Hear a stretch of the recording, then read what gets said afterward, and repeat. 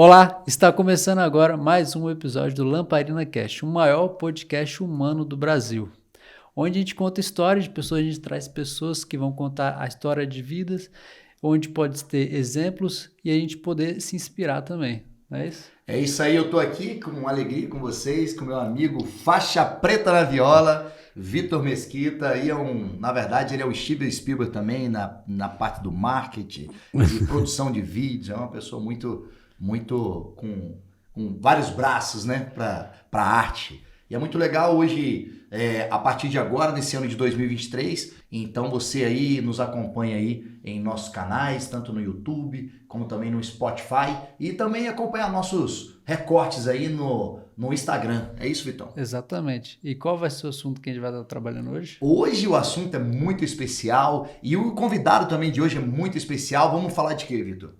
A gente vai estar falando a respeito do flow. O que é isso? Como é que a gente pode alcançar esse objetivo? E a gente está hoje com um convidado. Hoje é Celo, bem-vindo Celo aqui. Hoje uma pessoa bem especial, iniciando esse ano de 2023. O Celo é psicólogo, terapeuta integrativo, com pós-graduação em desenvolvimento humano, gestão de pessoas, treinos psicológicos, medicina tradicional chinesa, entre outras especializações. Com mais de 15 anos aí de experiência com saúde, desenvolvimento humano, com grande satisfação, as boas-vindas, Celo Menezes. Muito obrigado, Fábio, muito obrigado, Vitor, muito obrigado, Lamparina Podcast. Uma alegria falar com todos os espectadores em qualquer plataforma, seja YouTube, Instagram. Eu acho que o interessante é falar de psicologia de uma maneira fácil, né, acessível, e falar do flow, né, que tenho muita alegria de carregar essa missão, essa bandeira da psicologia positiva. Sou um dos primeiros psicólogos positivos do Brasil, né? Então, a gente que inicia qualquer área, a gente toma muita pancada, mas em contrapartida também recebe muito apoio. Quando essas novas ciências, né, essas novas disciplinas que vêm trazer qualidade de vida, performance, cura, né? Então é isso que eu quero colaborar aqui hoje com vocês. Obrigado pelo convite. Muito legal. E a gente está começando o ano, né? Estamos no início de janeiro, então normalmente as pessoas estão com energia um pouco mais tão renovadas, né? E com mais motivação para realizar os objetivos. E, como já falou, o estado de flow pode ser um momento, um estado que a pessoa esteja naquele tempo que ela consiga ter mais concentração. É isso mesmo? Legal. Flow é um termo que nós utilizamos dentro da psicologia positiva. Flow é uma palavra em inglês que significa fluxo, ou fluir, né? O verbo de flow, to flow, né? Então, o que nós podemos entender sobre o que é o estado, ou a permanência, ou a característica do flow? Nada mais é do que equilíbrio constante que promove saúde e ou prazer que promove equilíbrio e também saúde. O flow nada mais é do que estados psicológicos que nós seres humanos conseguimos alcançar através de atividades muito simples do dia a dia. Um beijo, um abraço, um eu te amo, uma carta que eu envio, um elogio que eu recebo ou que eu dou, uma caridade que eu faço. O que a ciência nos mostrou nos últimos anos? Mais do que a performance, né, e que é muito importante ter performance na vida, a gente pode falar sobre isso também, né? Mais do que a performance em si, é importante que os seres humanos consigam sentir estados prazerosos do bem viver ou do viver. Ou seja, quando uma pessoa, por exemplo, faz uma prova de triatlo, é uma prova extremamente desgastante. Dói músculo, dói os pensamentos, dói até a parte que ele nem conhecia do corpo físico dele começa a doer. Mas tudo, olha, né? dói tudo. É muito cansativo, é exaustivo, suga energia, e a pessoa às vezes fica ali 3, 4, 5 horas numa atividade de extrema intensidade, mas quando ela completa, se você conversa com ela nos primeiros 2 minutos, o estado de prazer é tão alto, e esse estado de prazer ele é tanto emocional como fisiológico, porque quando eu completo qualquer prova, quando eu completo um jogo, quando eu completo uma missão, quando eu completo uma prova, um desafio, uma competição, quando eu passo em alguma coisa, enfim, quando nós conseguimos alcançar estados prazerosos, o que acontece no meu corpo, no seu corpo e no corpo de todo mundo que está assistindo a gente? A gente começa a liberar hormônios que fazem uma otimização do corpo e do comportamento ao mesmo tempo. O cara terminou o triatlo, ele tá cansado, esborrachado, tá cheio de ácido lático, né? O famoso lactato, né? Que causa aquele endurecimento dos músculos. O cara tá destruído. O cara perdeu, às vezes, 2, 3 litros de líquido, né? Perdeu massa magra, né? Sobrecarregou o rim. Durante a prova, ele pensou 20 vezes em desistir. O músculo No mínimo, né? No mínimo, né? O músculo que começa a doer, a dor de pequena vai para média, de média para intensa, de intensa para extremamente gigante. E durante todo este processo de desgaste, deste processo de terminar a prova, ele tem que lutar contra tudo isso utilizando uma única energia, a energia mental. Ou seja, se o meu treino foi eficiente, se eu tenho as técnicas suficientes, vai doer o meu corpo, mas eu vou completar. Então, o nosso cérebro apaga a dor, apaga a cãibra, apaga o incômodo, quando você cruza a linha de chegada e você pergunta, como você se sente? A pessoa parece que acabou de nascer. Me sinto grandioso, me sinto bem, é uma realização, eu sou um Iron Man, eu terminei o Iron Man. Às vezes ele terminou em 12 horas, no tempo limite para terminar a prova. Você conversa com ele, aquelas 12 horas de sofrimento viraram o quê? História, legado, prazer, satisfação, uma memória que ele coloca e naquele momento todas as dores físicas deixam de ser o mais importante na mente e o prazer então começa a tomar conta. O estado de flow nada mais é do que atividades, comportamentos, ações que nós podemos ter que trazem realização, performance, tratamento e cura das doenças mentais e melhoria das relações. O flow é isso, é saber fluir sobre todos os campos da vida. É isso que eu falo, né? Tem até o Segue o Flow, que é um jargão que eu falo desde 2017. Por que segue o flow, Fábio? Por que segue o flow, Vitão? Porque seguir o flow é seguir o seu próprio prazer, o seu próprio bem-estar. Às vezes, para mim, faz muito sentido fazer uma prova de triatlo. Para uma outra pessoa, é completamente insano. Então, para essa pessoa, ela não vai... Essa pessoa que acha que triatlo não é bom, ela não entra no flow, mesmo completando um Ironman.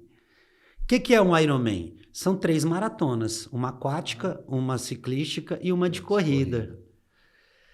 Celo, você falou que é um movimento, vamos dizer assim, é um movimento contínuo, mas não é permanente o flow, certo? Existe forma para você despertar esse movimento onde você procura estar com o flow mais permanente dentro de si?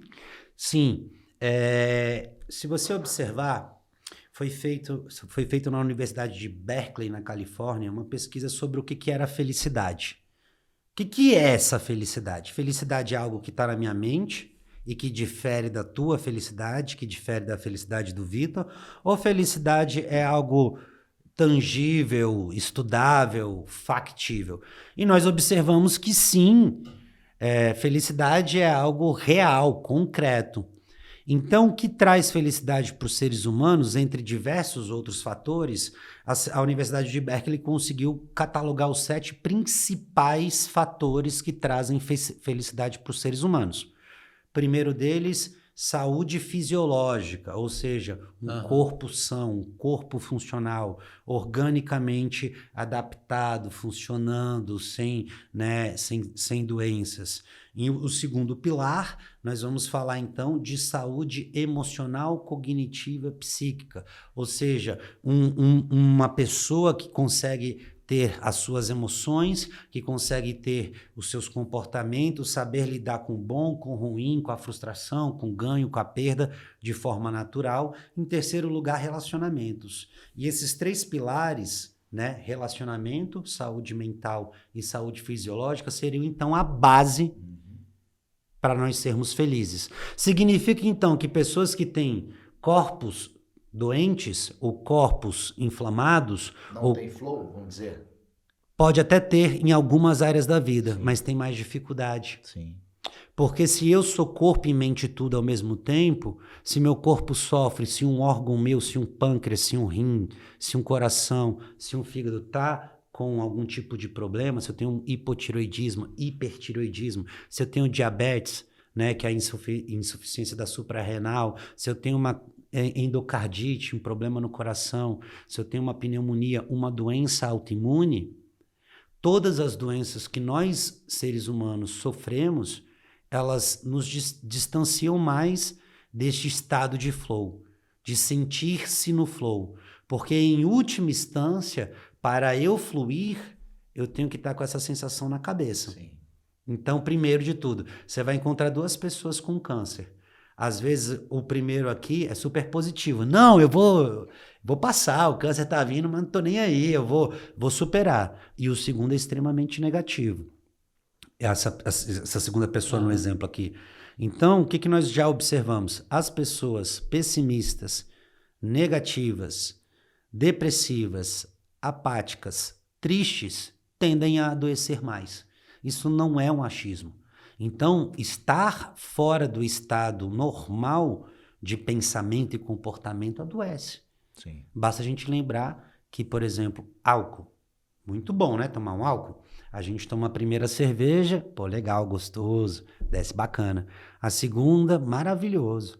Na terceira, você já tá mais falante. Na quarta, você já tá solto, livre, ou seja, alguma coisa mudou, não só quimicamente, mas psicologicamente, que você agora parece que está fluindo melhor. Toma 12. Tomou 12 cervejas. Você está falando enrolado, está trupicando nas pernas, está encostando em todo mundo, não está controlando o volume da tua voz. Sim. Então, por mais que você tenha prazer no ato de beber... Que traz complicações futuras. Neste momento, a pessoa não está no flow. Sim. Porque o flow ele tem que ser atingido conscientemente.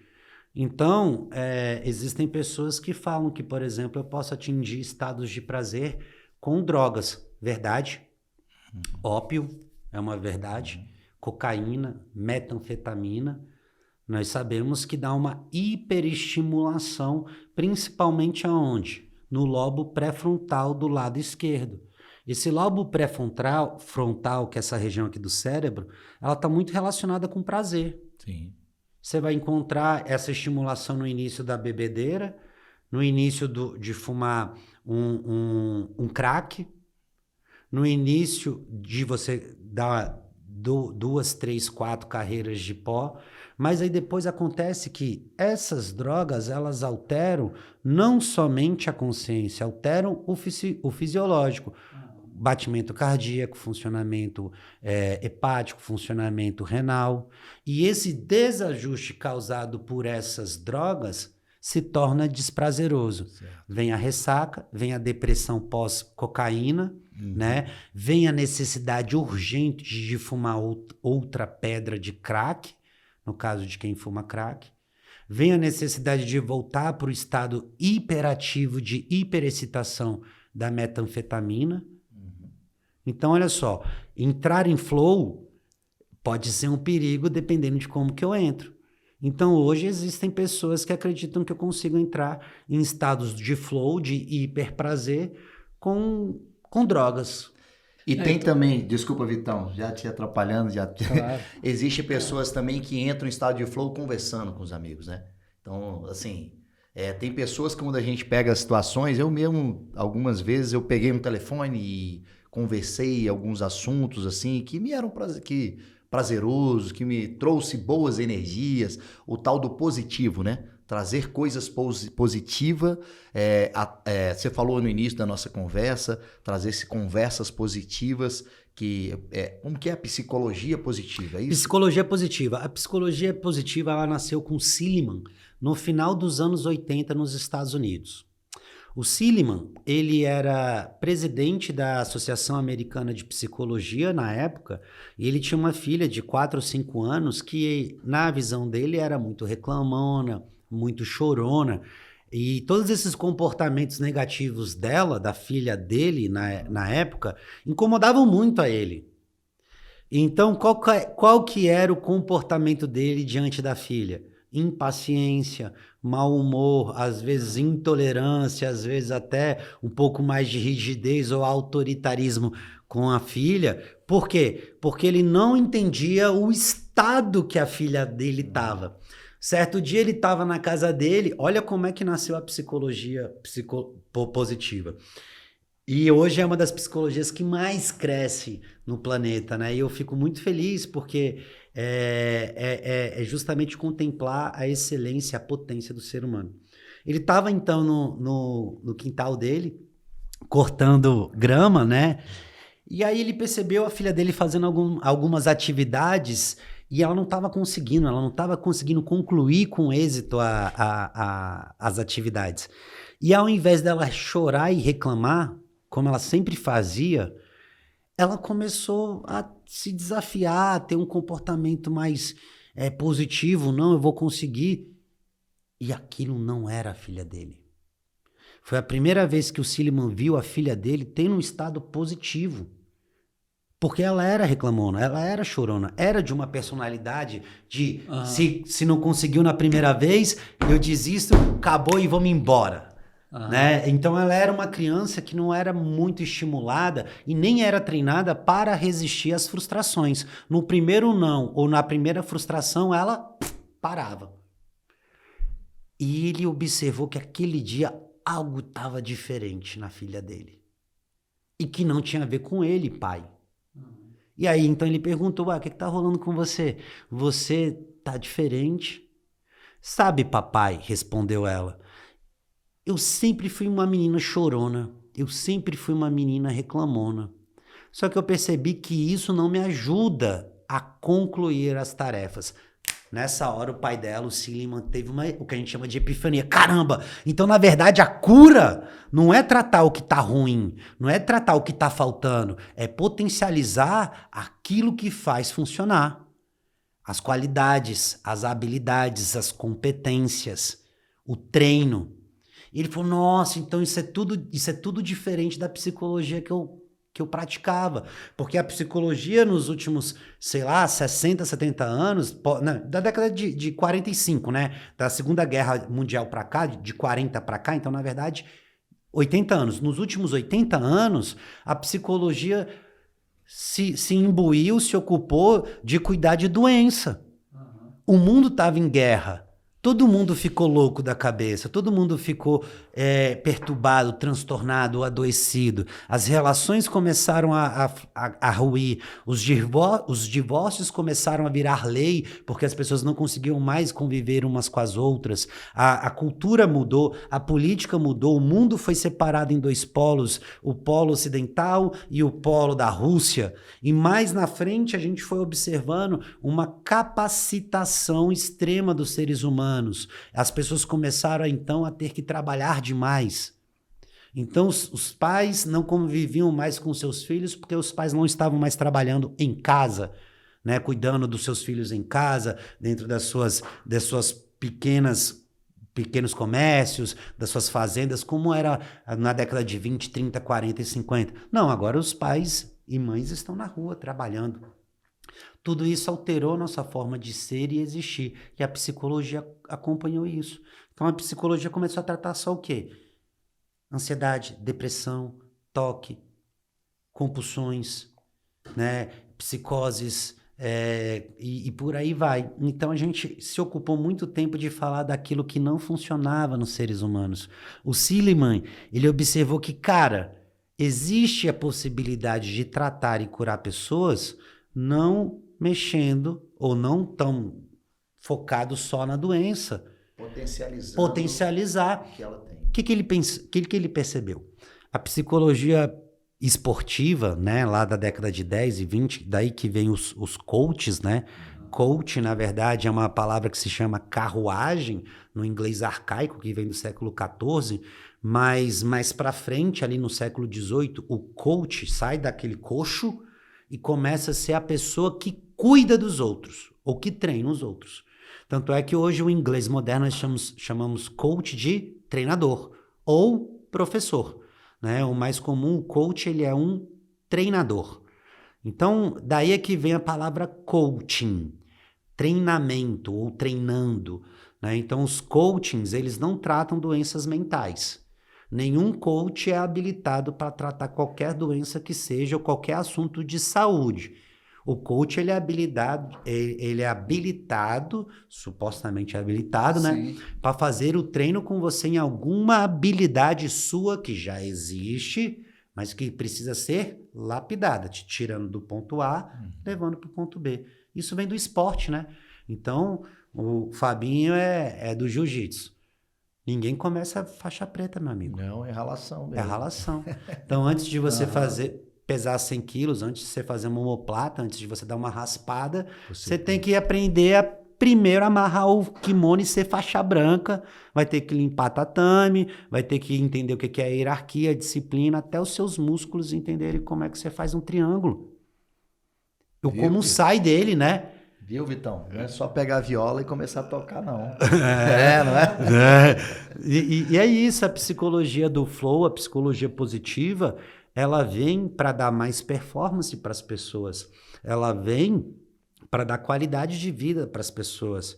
Ela vem para dizer, se você é muito bom na habilidade de falar, vai à máxima potência, porque quanto mais habilidade e prazer você tem numa área, maiores são as suas chances do seu corpo físico e as suas relações estarem também se desenvolvendo. Não parece muito lógico isso? Imagina, cara, como é que você quer chegar, por exemplo, pegando agora, saindo um pouco da área do esporte, vamos dentro das empresas.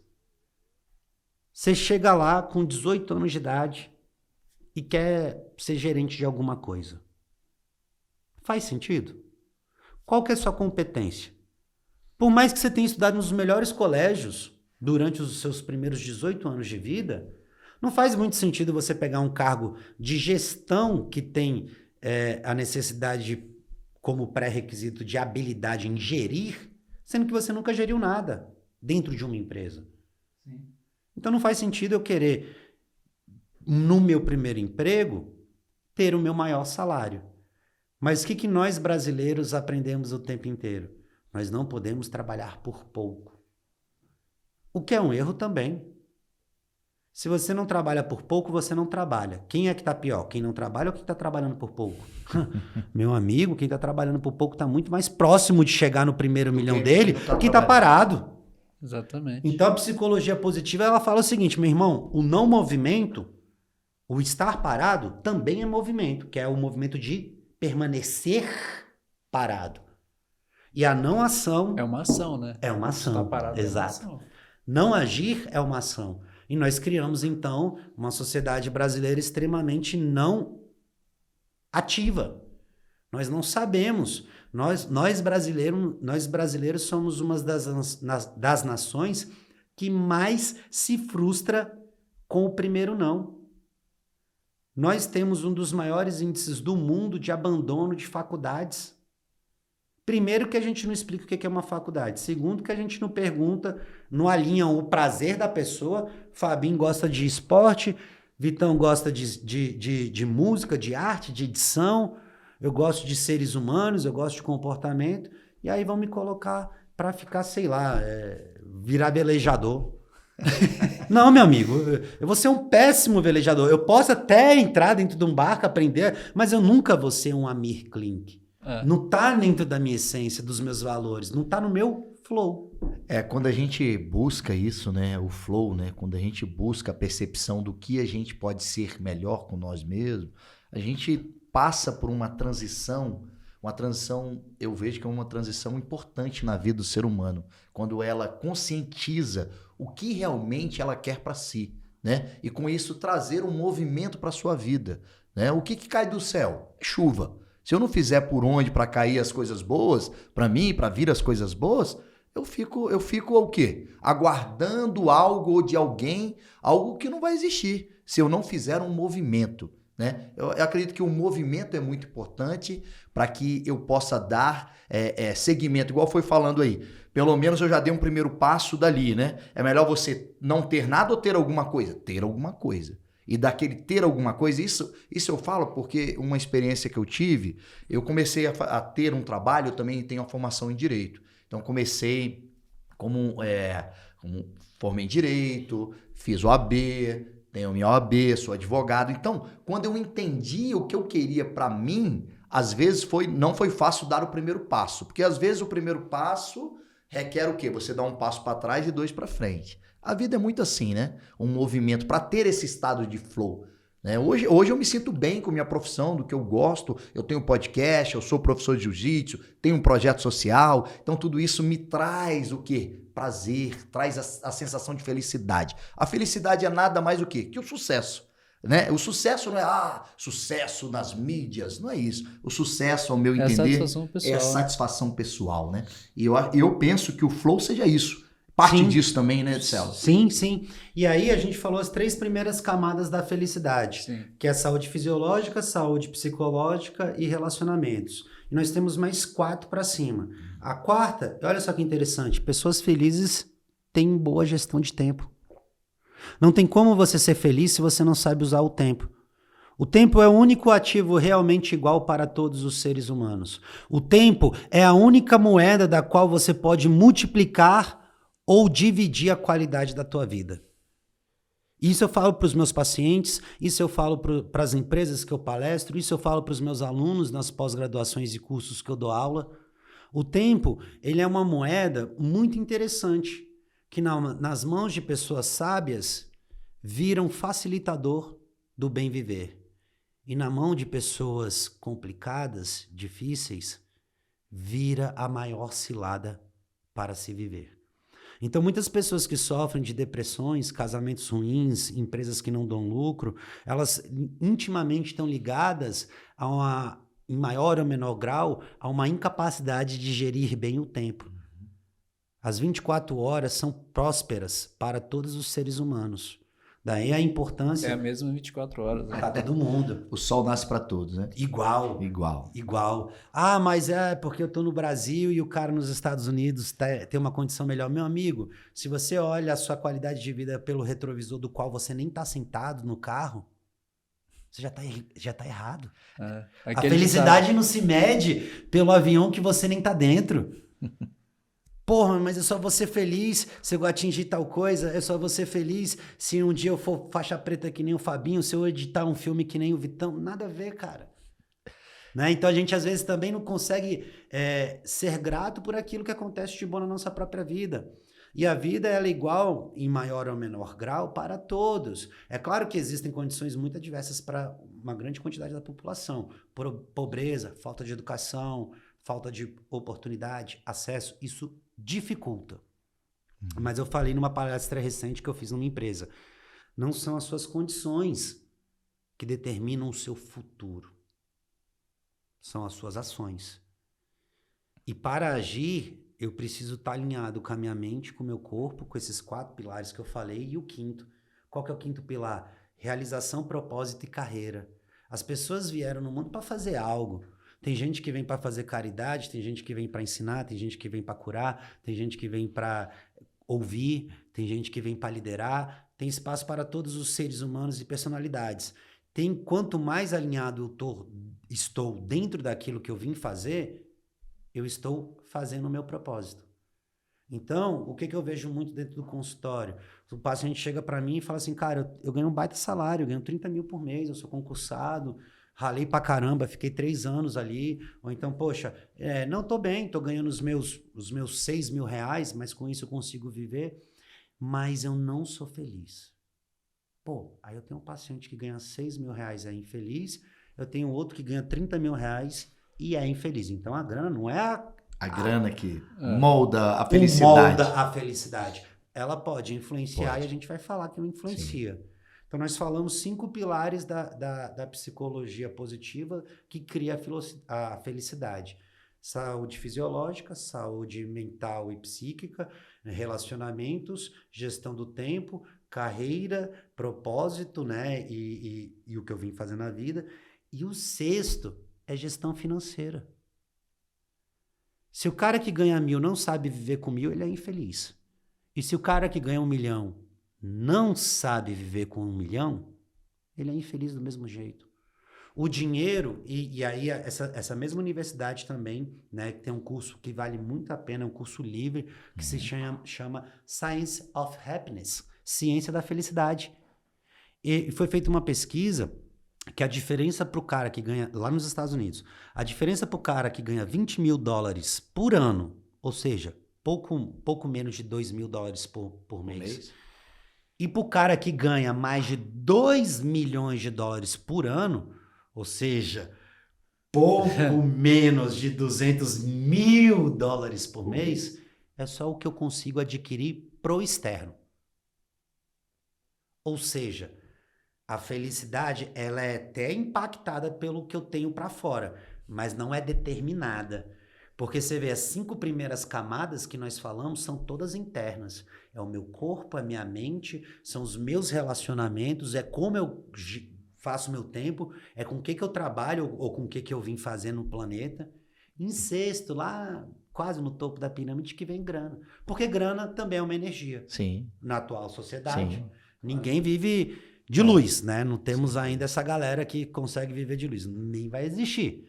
Então a gente sempre vai estar trocando.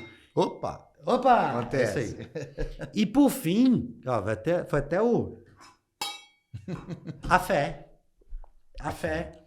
A fé foi observado, e isso tem até um documentário na Netflix que mostra os estudos de neuropsicólogos e neurocientistas, que a fé faz com que o cérebro se desenvolva em áreas que pessoas que não têm fé não conseguem desenvolver.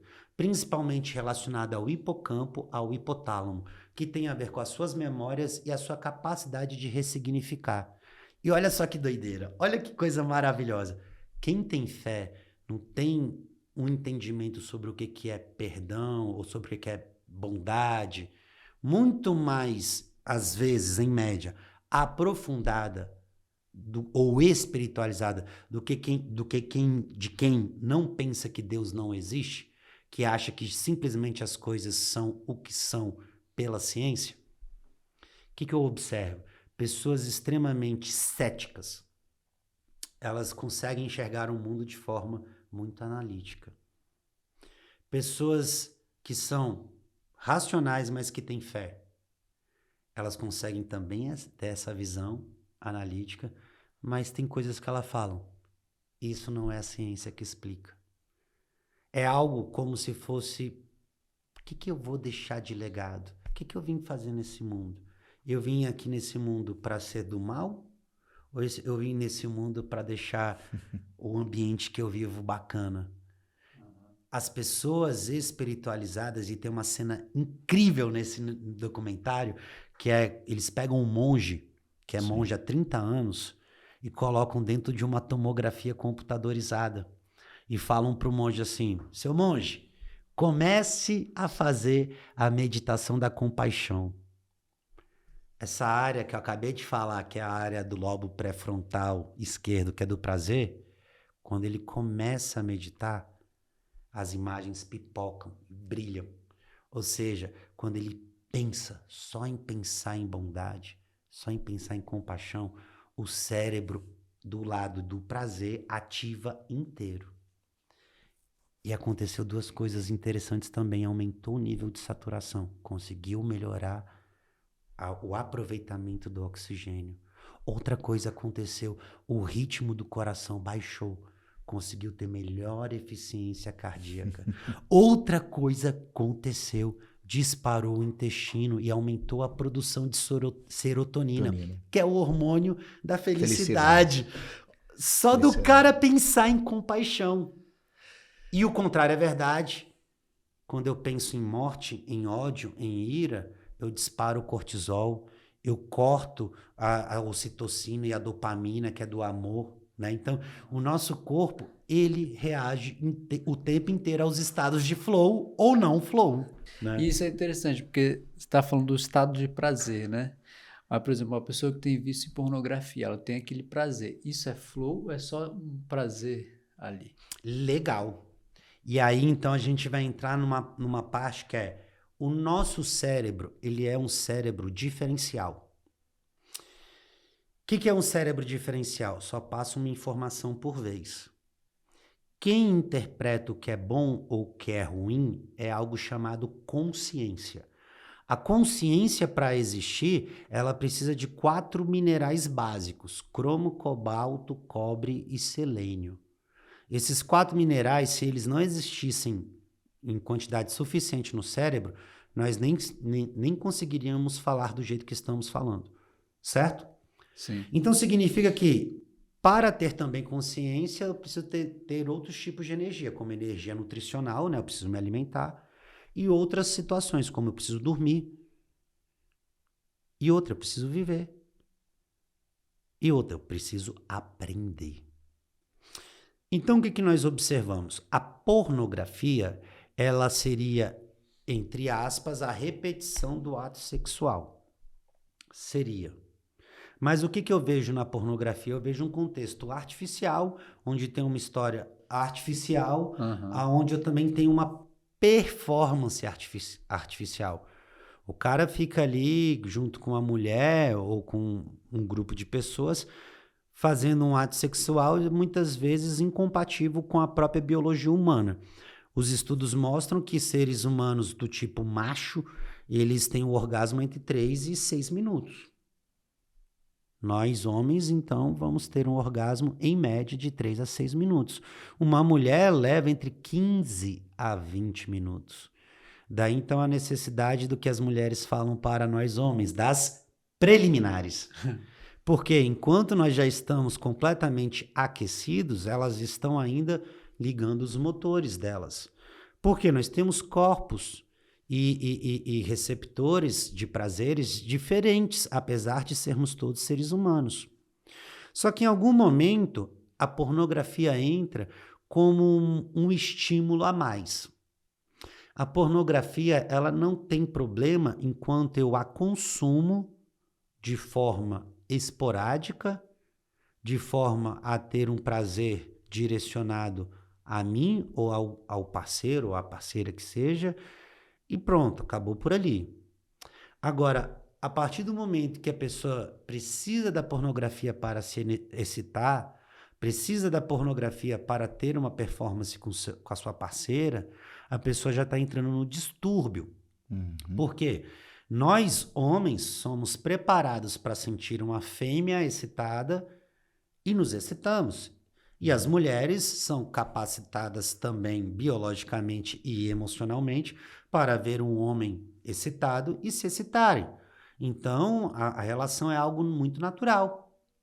E não fora da realidade especificamente, não né? Fora da realidade. Quando é algo que não é dentro da realidade, algo que é natural, se torna, ao meu ver, um distúrbio, né? O distúrbio nasce a partir do momento que você não consegue, por exemplo, viver uma vida normal sem ver um vídeo pornô. Você não consegue se excitar só pelo simples fato de olhar os olhos da sua mulher, né? Então, eu já tive relatos dentro do consultório de pacientes que só conseguiam ejacular, chegar ao orgasmo, se ao mesmo tempo com a sua mulher ali no ato tivesse um estímulo de um vídeo pornô. Olha o tanto que essa pessoa está desconectada dela mesma. Sim. Ela está ali de frente de uma pessoa que ela gosta, que ela ama, que ela tem sentimentos, que ela tem pulsão sexual, mas isso não é o suficiente para ela ter o ato em si de forma natural, um ato no flow. O ato sexual, ele é uma energia. A sexualidade é uma energia. Nós aprendemos que a sexualidade ela está em quase tudo. Então, o grave, ele excita. O agudo, né, ele alarma. A gente que é músico, a gente sabe disso, né? Coloca o grave. O grave tanto vai te acalmando como ele vai te excitando. Então, quais são as vozes mais sexys que nós temos? São as vozes do soul, do blues, né? B.B. King, né? A galera que tem a voz... olha a Ana Carolina brasileira, né? Que ela canta com a voz bem grave, né? Então, o pessoal fala voz aveludada. O aveludado já tem a conotação mais intimista, mais de aconchego. E a voz aguda, né? A voz de alarme. Então, são as vozes para chamar a atenção. Então, a gente vai observar que a sexualidade, a pulsão sexual está em tudo, né? A gente tem na arte, tem na música, tem na pintura, tem na escultura. Nós temos nos alimentos, os alimentos picantes, né? Os alimentos vermelhos. Qual que é o alimento do sexo? Chocolate, morango, mel. Por quê? O mel lambuza, né? Olha só que legal. Então, o ser humano, ele é voltado para o morango, né? Que ele tem a forma do quê? Do bumbum. Tem o formato da genital feminina, é um triângulo.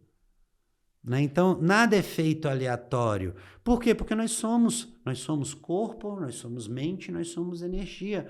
Em que momento a pornografia, Vitor, passa a ser um problema? A pornografia passa a ser um problema a partir do momento que a sua sexualidade depende dela, para qualquer fim que seja. A pornografia, ela sempre existiu a partir do momento em que seres humanos fazem sexo. Né? Então, nós vemos na Grécia que nós chamamos as orgias, né? Nós temos Eros, que é o deus do erotismo, o erótico. Nós temos Baco, né? Que é das festas, do bacanal. É daí que vem a palavra, né? Do deus Baco, de comer, de se fartar. E olha só como é que comer sempre esteve relacionado ao outro tipo de comer. A gente fala que nós comemos, porque nós falamos que a mulher tem uma boca, né? Como se o aparelho reprodutor fosse uma boca, e comessem, né? Então, o tempo inteiro nós estamos fazendo essa alusão. Ou seja, sexualidade é natural, mas depender de qualquer artifício que seja, ou seja, a palavra que está aí é a dependência. Eu não tenho qualidade no meu sexo se eu não tiver um brinquedo, eu não tenho qualidade na minha relação sexual se eu não tiver um vídeo, já tá. Meu amigo, você já tá no distúrbio. Já tá no distúrbio. Já tá no distúrbio, já tá errado. Ô Celo, voltando na parte da fé, né? Bom, vai que é dentro do céu ao inferno. Da parte dos pilares, quando a gente tava fazendo, muita gente se prende e uma forma bem uma figura especificamente para despertar isso. Se falou de retrovisor, né? Muita gente fica de olho no retrovisor da vida, né? Olhando para trás o que se passou e não vê pelo para-brisa aquilo que a gente tem para frente, o presente, o futuro, né? Então a fé ela remove montanhas, né? Igual foi falado, a montanha, ao meu entender, são pensamentos, né? São pensamentos que às vezes a gente tem que trazer fé para remover montanhas que estão dentro do nosso pensamento e com aquilo nos dá qualidade de vida para que a gente possa ter realmente mais positivo dentro da gente, né? E isso por isso eu entendo que você estava falando aí, eu examinando aqui a parte do flow, né? Por que a fé é tão importante assim dentro desses pilares? A fé é interessante que ela... Epa! Opa! Tá vendo? É a segunda vez que a gente falou de fé, é a segunda vez que faz o barulhinho aí. Então, é isso aí. Vou melhorar aqui. Vou melhorar. Não, são as energias né, divinas aí. O que acontece? A fé, por algum motivo, ela norteia os seres humanos a olhar para os outros. Se você observar as religiões, o que elas querem? Elas querem pacificar, elas querem trazer modelos de bem viver, elas querem trazer em maior ou menor grau condutas do que eu posso ou do que eu não posso fazer. A fé quer trazer para a gente caminhos a serem seguidos, um norte, uma bússola, uma agulha, né? E nós, seres humanos, tendemos a performar melhor quando nós temos um caminho a seguir. Então, se você chega e fala para 10 homens que estão dentro de um gramado, com 2 barras retangulares cravadas no chão, e você dá a bola para eles e divide em 2 times, e fala assim para eles, joguem futebol, mas esses 10 homens nunca viram futebol, eles não vão jogar. Mesmo que eles estejam num campo de futebol, eles não vão jogar. Agora, se você pega esses 10 homens e começa a falar que essas barras de metal são as traves, que os campos são divididos, que se chuta só com o pé, que pode chutar com os 2 pés, que quando sai pela linha é lateral, quando sai pelo fundo é escanteio, o que você está fazendo para essa pessoa? Dando um norte. Sim. E quando você dá um norte, aquela bola, aquele campo e aquelas barras que não fazem sentido nenhum começam a virar o jogo. E o jogo dá prazer. Começa a ter significado. Tem significado. Significado dá para quem pratica significância. Eu me sinto importante. Então, o significado de tudo da fé é a significância que ela te dá na tua vida, ou seja, aonde você se coloca enquanto pessoa. A pessoa que começa a ter fé, ela começa a entender que caridade é importante, não porque é um bom exemplo. É assim que ela entende que a vida dela é tão boa, ou é menos pior do que quem está muito lascado do que ela, que mesmo com os problemas que ela tem, mesmo com a falta de saúde que ela possa ter, mesmo com o casamento que não está indo tão bem assim, ela ainda tem capacidade de ajudar aos outros. Isso a fé dá de uma forma melhor e mais aprimorada de quem não tem fé. Não significa que quem não tenha fé não possa ser caridoso, não possa ser altruísta, não possa ter senso de universalidade e coletividade. Mas a história diz o contrário, né, cara? Vamos lembrar os grandes nomes aí do planeta, são pessoas que têm muito fé. Jesus, Sim. Siddhartha Gautama, Sim. né, Mahatma Gandhi, né, Madre Teresa de Calcutá, e mesmo que alguém venha falar mal das coisas que ela venha, né, possa ter um dia feito em vida, né? Então, assim, são pessoas que olham para o outro e falam assim, não, peraí, eu poderia ter, sim, muito mais só para mim, mas eu resolvo cuidar do meu planeta como um todo. É uma pessoa que se incomoda com a saúde dos animais, com a saúde do planeta, com a saúde financeira dos outros, né? Consigo, com o bem-estar coletivo. A fé te coloca em situações de pensamento mais aprofundadas psicologicamente de pessoas que nunca experimentaram uma fé. Eu atravessei o caminho de Santiago de Compostela em 2005 de bicicleta, né? Então eu saía daqui do Brasil com um amigo meu, e o Denilson Postai. Eu na época tinha 22 anos e ele tinha 35. Começa a diferença, né? Então já são 2 mundos. Um moleque, né? Terminando a faculdade de psicologia, inexperiente, tudo, né? Cabeçudo de tudo. Mal hablava o portunhol, né? E vamos nessa, vamos para a Europa. E ele com 35 anos, né? Então já tinha mais vivência, já tinha passado por mais faculdades da vida. E, cara, a gente começou a pedalar e, assim, a viagem de bicicleta, a viagem de cicloturismo, ela acontece com tudo em cima da bicicleta. Então, você chega no aeroporto com a sua bicicleta, tudo que você precisa está em cima da bicicleta, né? Então, toda a sua vida está em cima da bicicleta e a gasolina são as pernas, né? O primeiro dia de pedal, o segundo dia de pedal, porque o primeiro a gente foi para a França. Aí o segundo dia de pedal, que era da França para a Espanha, a gente estava numa cidade chamada Saint-Jean-Pied-de-Port, na fronteira sul com a Espanha. É onde acontece a etapa dos Pirineus, do Le Tour de France. Sim. Fabinho, é tão inclinada as subidas, você pede para Deus te levar, cara. Porque assim... O vento, Deus através do vento levando. E a gente foi no outono, salvo engano, em um frio da moléstia. E assim, eu e o Denilson, né, subindo a montanha, a gente ia fazer uma subida de, salvo engano, 25 quilômetros. 25 quilômetros numa montanha muito íngreme vira ali umas 4 horas de pedal sem parar. Para você ter ideia, 25 quilômetros a gente faz em menos de 40 minutos no plano. No terreno plano, 25 km por hora não é difícil. Sim. Mesmo com a bicicleta carregada, não é lá tão difícil. Mas numa subida, como a dos Pirineus, vira 4 horas. O problema é que quando a gente começou a subir o tal dos Pirineus, começou a chover. Até aí, a gente, como bom ciclista, estava preparado, tinha capa de chuva. O problema é que não nos avisaram que no outono a temperatura nos Andes podia baixar para menos de 0. A gente não tinha esse material, não. A gente tinha roupa de ciclismo para chuva e até 5 graus Celsius.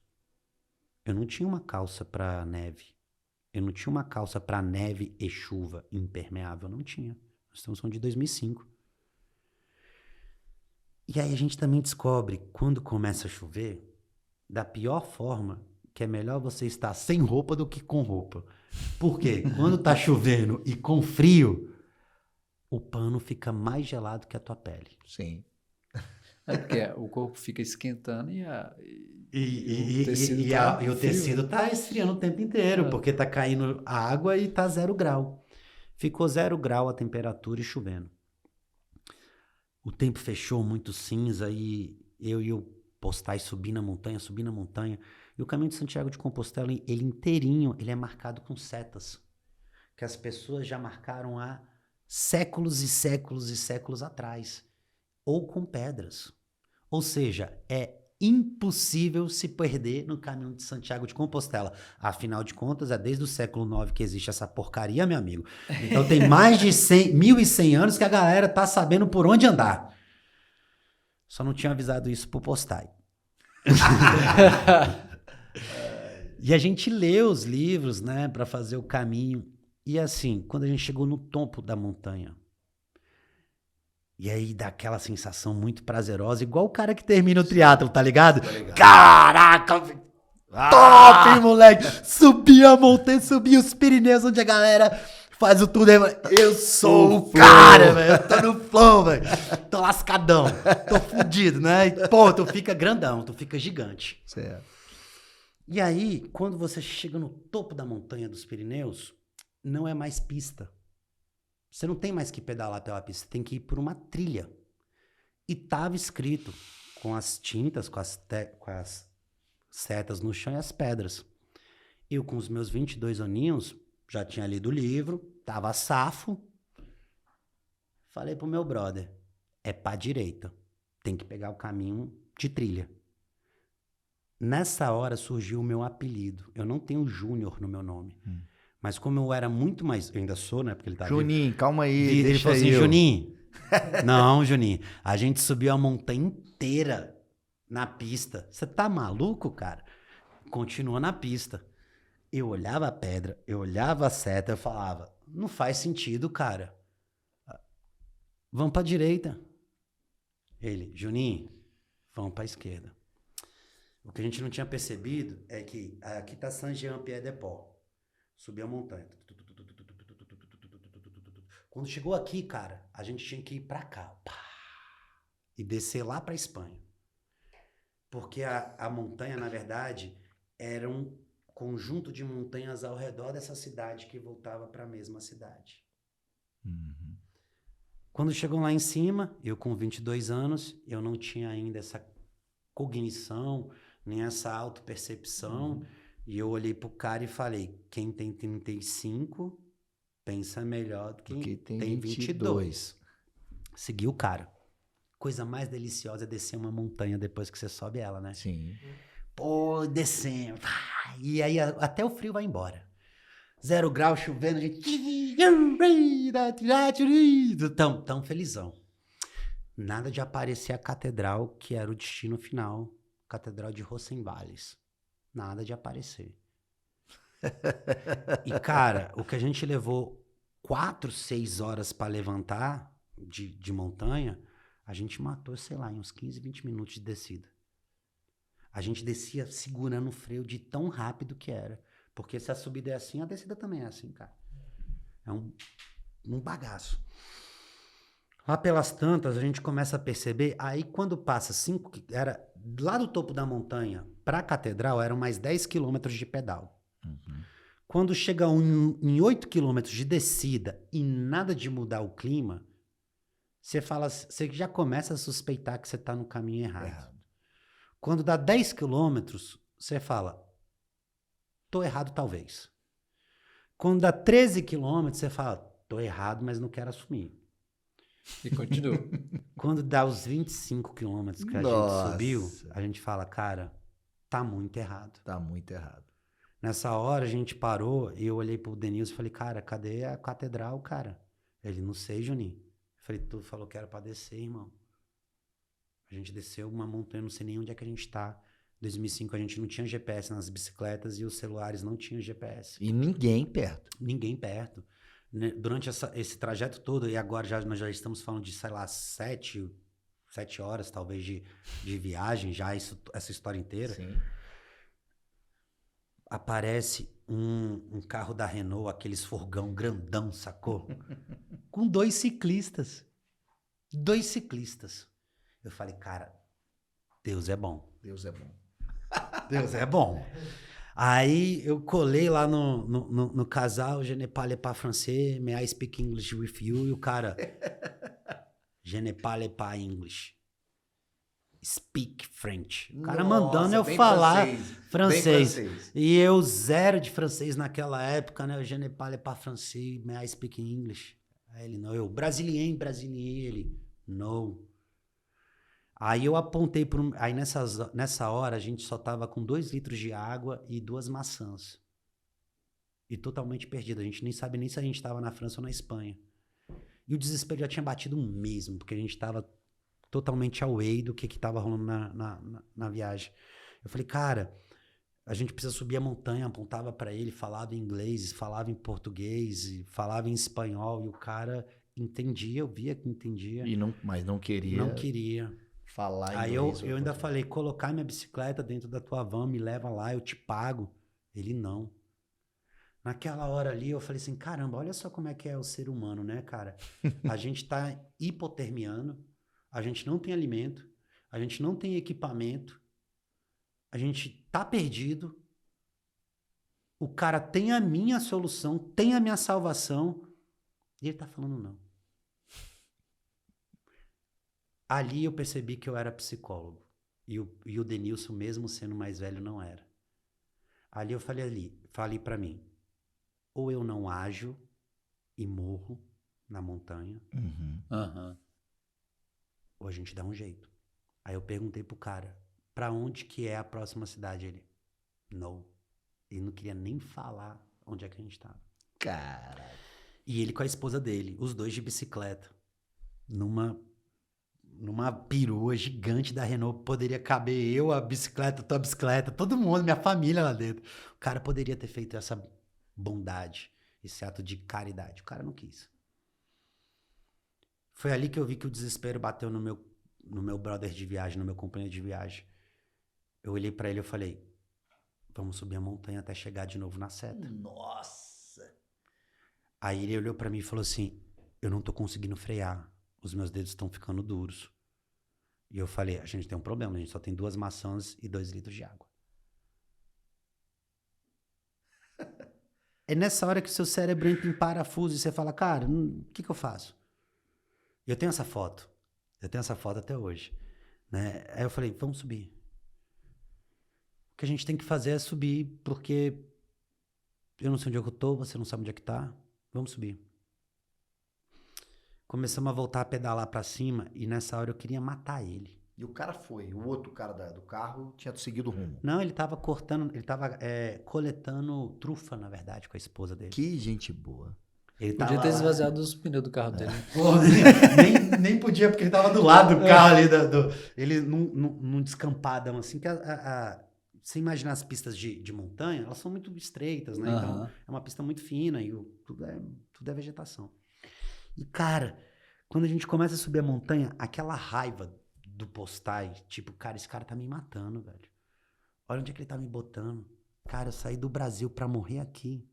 Cara, eu falei pra esse vagabundo que era pra ir pra direita, ele me fez descer a montanha. Cara, Ele me que chamou merda. de Juninho, né? Ele me chamou de Juninho. E até hoje ele me chama de Juninho. Com ele eu atravessei os Estados Unidos. Você vê que eu sou burro, né? Ainda dei a oportunidade depois da gente atravessar os Estados Unidos de bicicleta. Cara, na hora que a gente foi subindo, nessa hora eu falei assim, eu preciso me acalmar.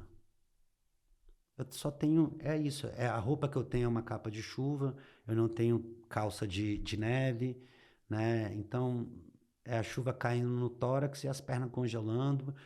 Tem uma água, então eu vou tentar não beber água o máximo que eu puder. Tô ficando com frio, então vamos devagar e vamos parando, vamos devagar e vamos parando. E essa maçã é só quando eu estiver apagando as luzes mesmo que eu vou comer.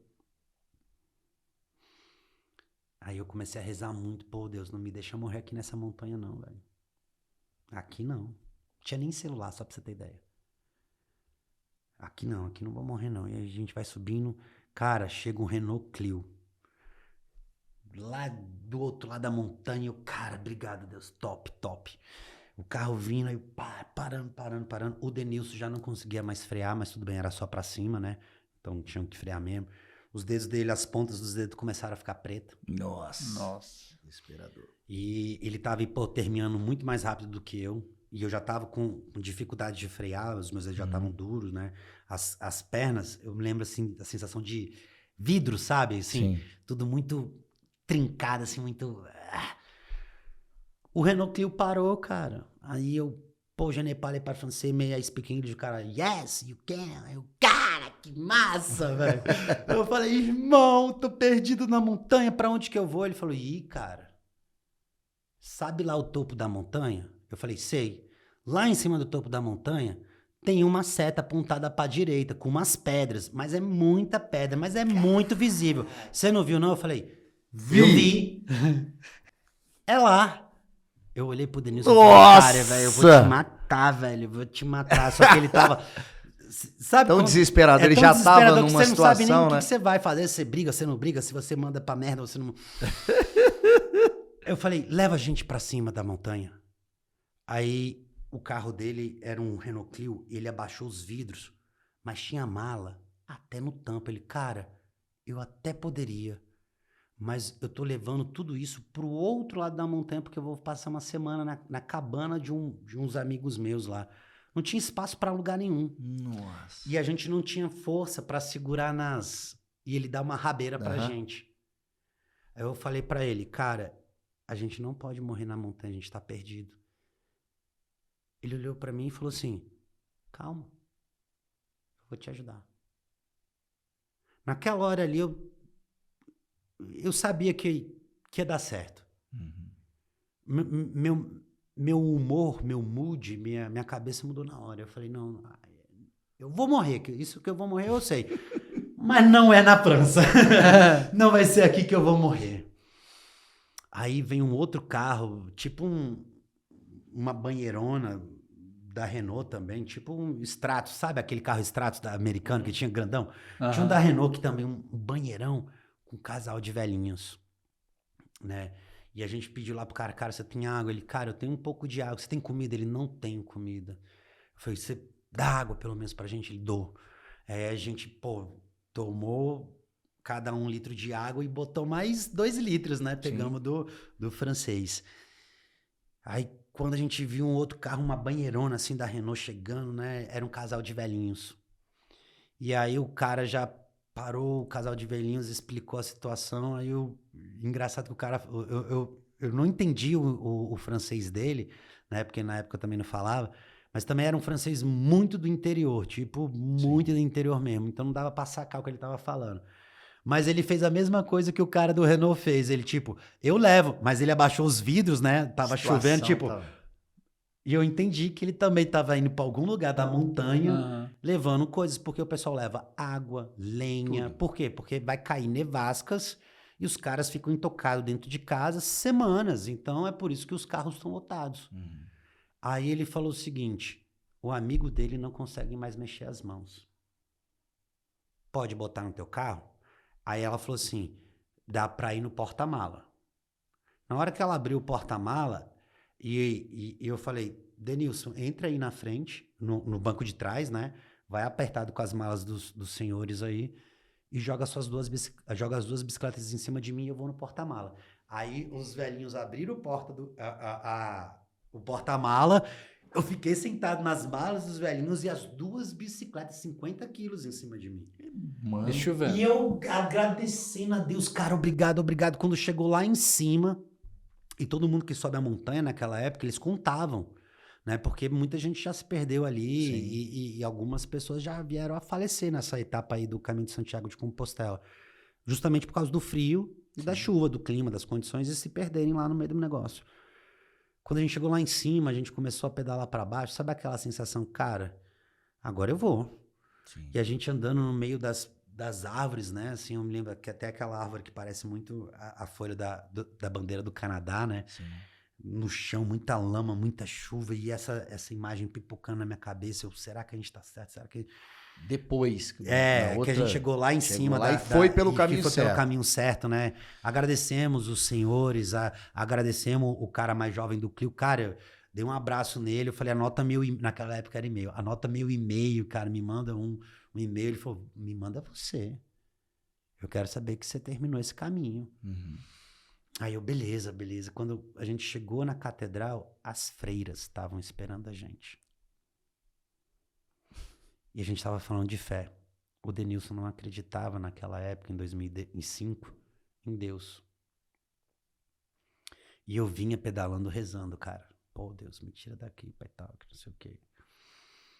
Na hora que ele viu as senhoras, a gente se aproximou dessas senhoras com as nossas bicicletas, branco, congelando o corpo, sem comida, sem nada.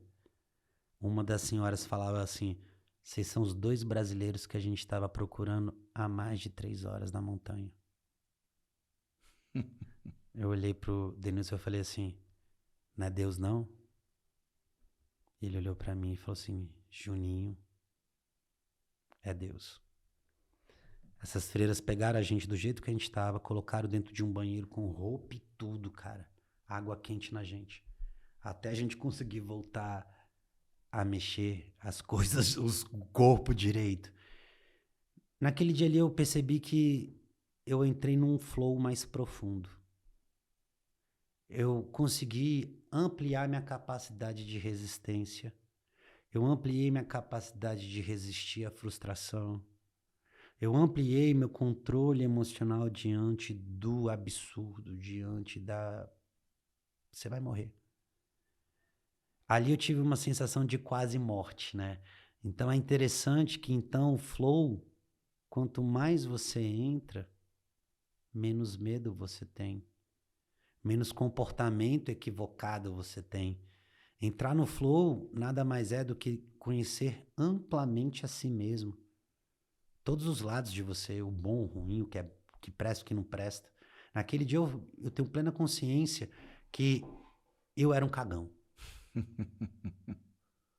O que me mandasse eu ia fazer.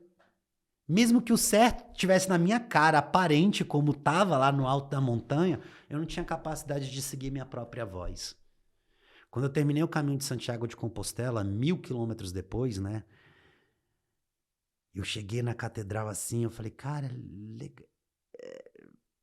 é igual a sensação de terminar o Ironman. Uhum. Cara, eu terminei.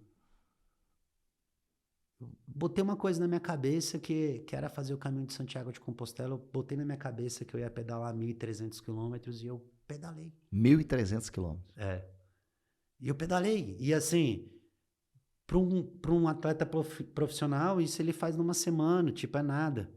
Não, mas é para mim, entendeu? É o meu flow. Uhum. Eu não tô me balizando pelo retrovisor do vizinho.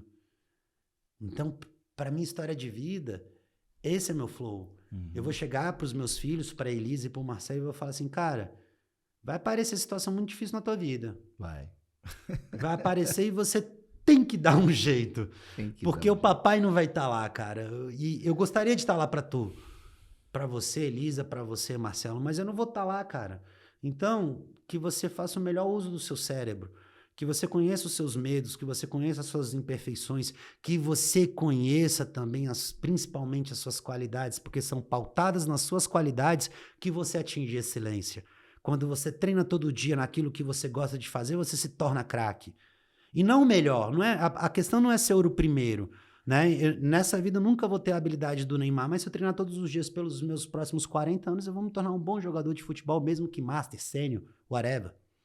A ideia nunca é me comparar aos outros, a ideia é sempre olhar para minha trajetória, para o meu caminho de trás e falar assim, cara, essa é a minha jornada, e tá valendo, foi cheio de coisa, foi doloroso, mas também foi bom, né? Quando eu tava lá, eu me arrepio todinho, cara. Cara, eu falo com a minha mãe um dia desses falou assim, você virou homem aos 22. Eu voltei um homem mudado. Eu voltei de lá assim... Eu sei o que eu vim fazer neste mundo, entendeu? Eu sei o que eu vim fazer no mundo. E quando você sabe o que você veio fazer no mundo, para você se perder, fica mais difícil. Eu sei tudo que me tira a atenção. Eu sei as pessoas que me tiram a atenção. Eu sei quem chega para somar e eu sei quem chega para subtrair. E a ideia da vida não é exatamente a gente ter os melhores carros, as melhores viagens. Não. Que bom que você tenha, se conseguir. Mas o objetivo da vida, único e simplesmente, é se desenvolver. Isso está na nossa biologia, de todos os animais. Né? Então você vê nas plantas, você vê nos bichos, você vê no mar, você vê no céu. Tem que se desenvolver. Depois de uma tempestade, a gente não consegue ficar 40 dias como foi, né? Alguns períodos aí, como fala na Bíblia, o dilúvio. Você não vê 40 dias chovendo o planeta inteiro. Você não vê 40 dias de seca no planeta inteiro. Você não vê nevascas em 100% do planeta. Se nem o planeta é 100% em nada, quem dirá nós? Se o planeta está o tempo inteiro se movimentando, se destruindo e construindo, se modelando e remodelando, é o próprio mundo te falando o que você tem que fazer da sua vida. Caiu, junto o que sobrou e vai em frente. Passou da montanha, olha para cima, tem mais montanha. Né? Então é uma decisão sua, se você vai ou não vai. Né? Hoje a gente criou muitos heróis, principalmente este mundo maravilhoso que é o podcast, né? Tem gente aqui que, cara, pô, tem a Ferrari, tem isso, tem aquilo, que não sei o que não, mas não é sobre essa guerra. Né? É por isso que nós somos o podcast o quê, Vitor? Mais humano do Brasil. É o mais humano do Brasil. O podcast Lamparina Cast. E é isso. O mais humano do Brasil. Eu acho que a ideia, quando a gente fala de psicologia positiva, se você olhar para sua vida agora, você tá aí dentro, tá ouvindo a gente, tá dentro aí do seu celular, dentro da sua casa, dentro do seu carro. Você vai observar, cara, que se você parar para reparar direitinho, você vai ter inúmeras coisas, talvez 20, 30, 50 coisas que você tem para se queixar da vida. Todos nós temos. Todos nós Eu temos. fiz uma vez, tava com as pessoas conversando, aí a pessoa reclamando muito, né? Reclamando, não, porque não sei o quê. Aí eu falei, tá, coloca tudo que você acha que é ruim. Aí falou umas 3 coisas assim, né? Eu falei, só isso? Toda essa reclamação é por causa de 3 coisas? Tu não acha não? Eu falei, não, aí eu dei 33 coisas ruins. Tá. Multiplicou vezes 10. Eu falei... Vezes 11. Aí a pessoa ficou olhando assim, eu falei, agora eu vou dar mais de coisas boas. Aí eu coloquei 47 coisas. Aí eu falei, por que eu não tô reclamando? Porque eu acredito que as coisas boas fortalecem o que a gente precisa. Eu acho que tem muito a ver com a fé, é a gente confiar. Porque muitas vezes eu vejo que a fé tem muita ligação com a confiança. Você confiar que vai dar certo. Confiar que tem alguém tomando conta da gente, cuidando da gente, né? Aí pode ter uma fé em Deus, porque eu acredito que às vezes a pessoa não acredita em Deus, mas ela tem fé que ela consegue Sim, fazer. a fé não né? precisa ser na persona do Deus. É fé. A fé pode ser, inclusive, a fé na ciência. Existem pessoas que têm fé na ciência. E tá ok também. É um tipo de fé. Acreditar que absolutamente tudo do universo veio e é explicado a partir da energia científico, ou dos fundamentos, das teorias, também é um tipo de fé. O que nós estamos falando? É aquela pessoa, o ateu, né? É o que não... E junto com o agnóstico, que são coisas diferentes, né? O agnóstico, ele não crê nas explicações daquilo que não pode ser comprovado. Então, Deus, na visão do agnóstico, não pode ser comprovado em termos científicos. Marcelo Gleiser está aí para discordar, físico brasileiro, renomado, radicado nos Estados Unidos, que ganhou nominação aí com prêmios de física relacionados justamente a esse tema. Foi perguntado a ele se ele, no início da carreira dele, né, na década de 80, falou que tudo que existe no planeta poderia ser explicado através das leis da física. Depois de estudar muito Stephen Hawking e outros caras, agora mais velho, ele percebeu que o que a gente talvez chame de Deus esteja muito mais próximo da ciência do que distante, como ele sempre pregou. Ou seja, não me importa qual que é o nome do seu Deus, então assim, onde você acredita a sua fé, mas que a fé mexe com o seu cérebro, mexe. Ponto. É isso. É isso. E eu acho que a grande ideia, todo mundo sofre, né? Todo mundo tem essa questão de problemas em casa, problemas fora de casa, problemas de saúde, ou situações difíceis de lidar, né? Mas a questão não é essa. A questão é o que você faz diante das dificuldades. E outra, se você é uma pessoa que só consegue observar o que está ruim, você sempre vai ser doente. Porque você está tentando consertar o que não funciona. Agora, se você é atento o tempo inteiro ao que é bom, você está sempre saudável. Porque você está sempre potencializando o que te faz bem. Aí vai fazer todo sentido a frase que eu falei no início. Sim. Tem 2 pessoas com câncer. Uma que está levando câncer na maciota e outra que está se matando ainda mais por ter câncer. Quem está matando é a mente, né? A forma como você lida com as suas dificuldades, ela é fundamental para você ter qualquer coisa na sua vida. Não tem saúde se não tem mente. Não existe vida sem mente. Tanto é que quando a pessoa perde a mente, o que a gente fala? Estado vegetativo. Então é isso que a gente veio fazer. A gente veio florear, florescer, desenvolver, amadurecer, potencializar, capacitar, adjetivar, multiplicar o que é a vida humana, que na verdade é lindo, é maravilhoso, mesmo diante das circunstâncias que qualquer ser humano tenha. O simples hábito de você acordar, você tem que ser muito grato. Porque você está vivo, cara. Sim. Vim pra cá e antes de... Não sei se você observou, eu te mandei uma mensagem, né? Uma mensagem de voz. E eu apaguei. Eu vi que você tinha apagado, mas... Eu apaguei. Meu cunhado perdeu o pai dele há 6 horas atrás. Nossa. A maioria das pessoas ficariam muito, poxa, vai acabar com o seu dia, que não sei o quê. Mas o momento para eu utilizar o melhor de mim. Esse momento é o momento que eu tive que utilizar para acolher meu cunhado, para dar uma boa palavra, para sorrir para ele no momento que ele está passando por uma perda, por um luto. E nós aqui no Ocidente não somos muito qualificados para entender o luto. Eu tinha te mandado uma mensagem para falar, Vitão, cara, meu cunhado acabou de perder o pai. Mas isso não é flow, entendeu? Eu combinei com você. Combinei com o Fabinho. Muitas pessoas talvez precisavam ouvir exatamente isso aqui que eu estou falando. Então, e se uma pessoa ouvir isso e fizer sentido... Já tá valendo. É o meu flow, entendeu? Tô no meu fluxo, né? E se ninguém vir, eu falei com vocês 2. Ô Celo, eu acho que pra mim já tá valendo, pro Vitor também. Opa, caramba. Então já tem 2 pessoas aqui que está valendo, né? Eu acho que o Lamparina justamente traz isso. Uma história muito legal aqui, que esse bate-papo que nós tivemos hoje, na verdade foi uma aula da sua parte, assim, de flow, né?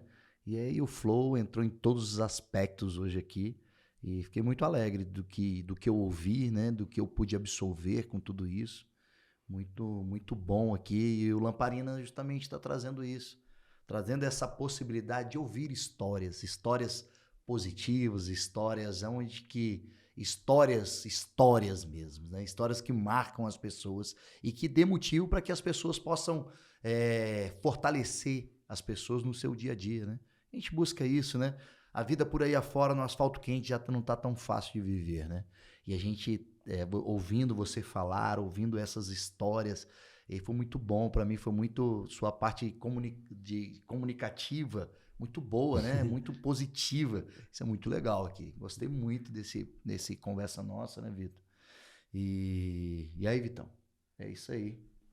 Eu já tenho uma amizade com o Celo, acompanho o seu trabalho e eu não sei se eu te falei, ano passado eu tive uma crise de coluna, foram 11 meses, assim, sentindo dor, assim, com hernia de disco, assim, eu acho que eu fiz mais de 100 sessões de acupuntura ao longo do ano todo, assim, né?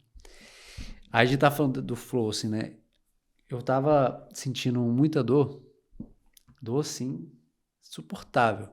Aí o cérebro começa a ficar ali, né? E eu ficava pensando, cara, eu preciso voltar à vida normal, porque eu não consigo fazer nada. Então ficava aquele sofrimento ali, né? Aí de repente meu pensamento começou a mudar no sentido assim, eu comecei a projetar minha vida daquele jeito para sempre. Aí eu falei, cara, isso vai dar ruim. Porque se eu tô projetando que minha vida vai ficar desse jeito, Vai ficar. vai ficar.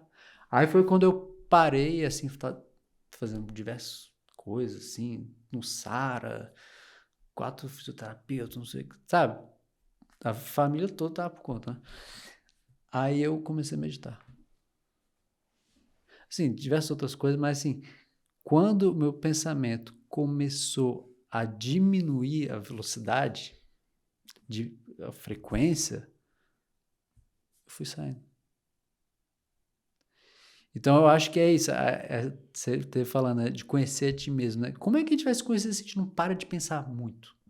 A gente tem que parar, olhar pra gente, né?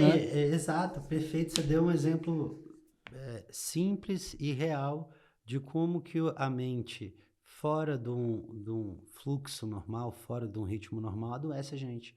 Então, o que você está falando possivelmente tem a ver com uma crise de ansiedade, com talvez um excesso de trabalho, um burnout, né, um esgotamento mental, e que vai sobrecarregar quem? Fisiológico, a gente carrega. Então, nosso corpo ele dá sinais que são sinais muito claros de que a gente ou deve parar ou deve continuar. Nós que somos teimosos e muitas vezes não vemos esses sinais. Eu acho que o bonito da psicologia positiva é justamente treinar e tratar essa capacidade maravilhosa de bem viver. Então, quando um paciente meu chega dentro do consultório, eu não fico tentando ver as doenças dele. Eu tento ver o ser humano que está diante de mim. A pessoa que tem uma diabetes, ela não teve a diabetes só por conta da comida. É engano pensar isso. A pessoa Certeza que que tem não. depressão não tem problema só mental. É engano pensar isso. A pessoa que faliu uma empresa não é só falta de gestão. É engano também pensar isso. É quando você começa a enxergar a vida e os seres humanos de uma forma mais íntegra, cara, você fala, eu sou responsável por isso tudo, cara. Eu sou responsável pela minha vida. Entendeu? Então eu tenho que ter essa autorresponsabilidade. Se sua vida está muito maravilhosa, seja grata a você, acorde todos os dias e fala: eu sou muito bom no que eu faço, obrigado, Senhor, por tudo isso que você está me dando.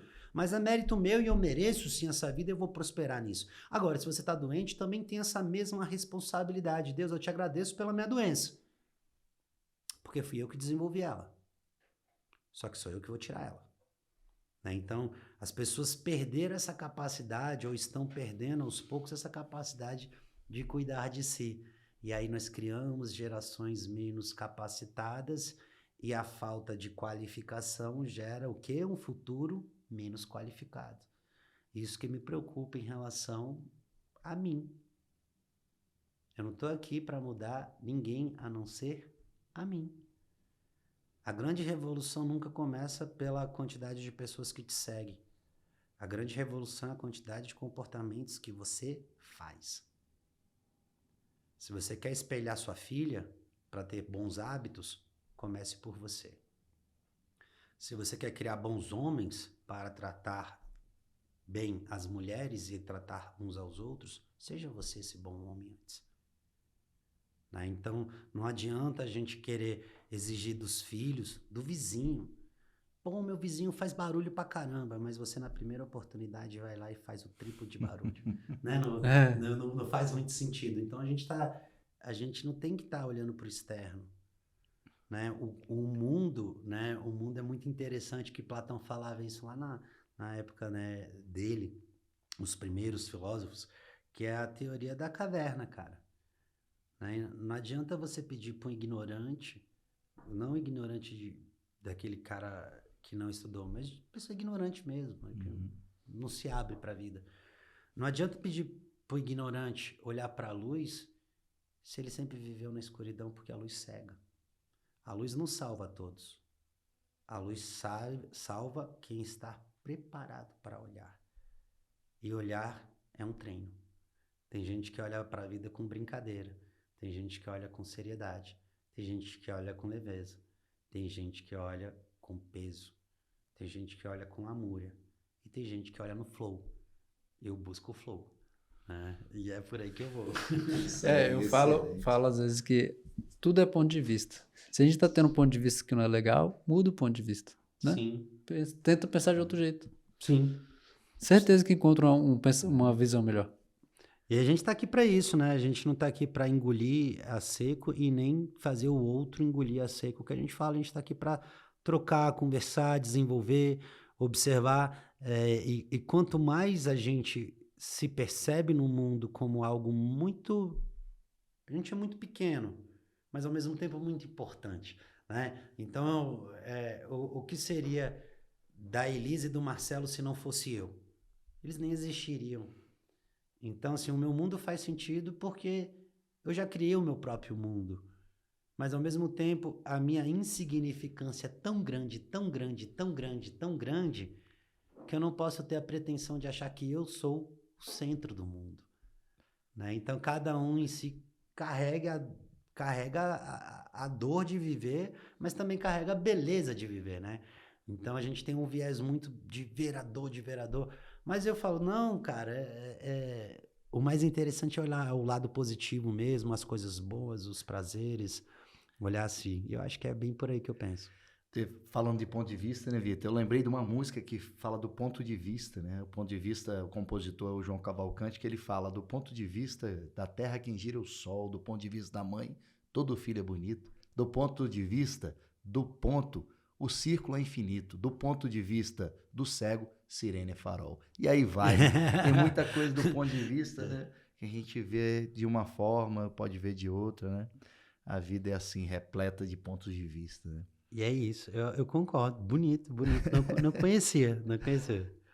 É bonito. E quero agradecer essa oportunidade de a gente poder ter esse bate-papo. Eu acho que foi bem instrutivo para a gente poder examinar a nossa vida, né? Porque a gente vem falando também no Lamparina que a gente não é alta performance, como muita gente diz que todo dia acorda 4 horas da manhã. A gente é humano, mano. Entendeu? Tem dia que a gente tem dia que a gente consegue fazer todas as coisas que a gente quer? Tem, mas tem dia que às vezes não. Então, mas a gente, dentro do dia a dia, a gente trabalhando, né? Então, o Lamparina é isso, é trazer pessoas que realmente não tem aquela coisa que eu sou, bate no peito, sabe? Porque 90% das pessoas não são assim. Tem gente que é assim, legal, mas a gente não pode se espelhar essas pessoas. Exato. Eu acho que o espelho reflete a única imagem que importa na vida de uma pessoa, que é a própria imagem, é a autoimagem, né? O espelho, psicologicamente falando, inclusive nós psicólogos temos espelhos dentro do consultório justamente para às vezes criar essa imagem, as pessoas não se percebem. E é tão bonito ser humano, né? A gente tem algo diferente daquilo que nos acompanha nessa vida, né? Vocês têm um quadro lindo aí que parece até a Chapada dos Veadeiros. Né? A Chapada, né? Chapada. Então, assim, se você olhar, cara, essas palmeiras, essa vegetação, essas flores, essas nuvens, olha o tanto de coisa que tem neste planetão e nós somos uma construção diferente, né? De todas as que tem aqui em cima dessa terra, nós somos uma construção diferente. Nós temos a capacidade de se emocionar, de chorar, de se alegrar, de se enraivecer, de se transformar. Muito diferente, por exemplo, de uma planta, de um pássaro, né? Muito diferente de um cachorro, de um gato. E essa nossa capacidade faz com que a gente experimente sensações enquanto seres vivos que é indescritível. Então, assim, se a gente... Aquela frase que eu falo, só tem uma vida para viver mesmo. Então, cara, pega os parênteses, coloca aqui, eleva a potência, coloca o colchete, eleva outra potência, porque é de você para você mesmo, né? Então, a potência é você multiplicar o que você é, o que você faz, deixar os seus passos, suas frases, seu legado, seus olhares, seus sorrisos, né? Eu conversando com meu cunhado, e olha que legal, ele passou uma semana agora com o pai dele na UTI, situação crítica, eu liguei pra ele. E aí, cara, como é que você tá? Não, tô bem. Não, como é que você tá? Quer conversar? E ali eu me coloquei na situação dele, de o que tá acontecendo na vida dele, né? Como é que ele pode estar? Aí eu conversei, acolhi, ficamos ali 20, 30 minutos.